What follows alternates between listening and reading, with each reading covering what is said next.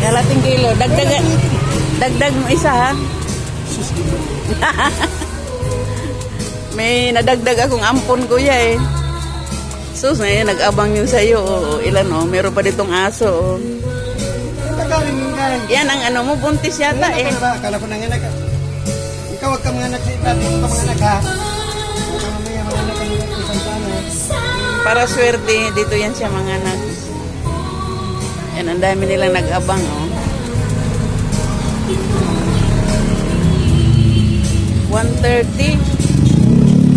Bakit 170 nakalagay? Hindi mo yata pa nabago. 55. Ayan oh. 65. Ba't 170 nakalagay mo?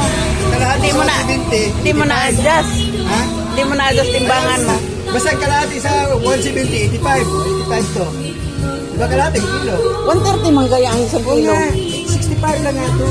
Ah. Diba ang kalahati sa 170, 85? Di ang akin lang, hindi na-adjust ang timbangan sa 130. Yan, mga 230. Kaya hindi ko nakita ang tama. Eh. Dito sa matamba ka? Di man na-adjust ang timbangan. Dito? Ha? Dito sa matamba ka? Ano ba ito mas mura? Ha? 220. Di, mag-isuyo nga, ti. Doblihin ko kayo magtulog-tulog. 9:35. 25.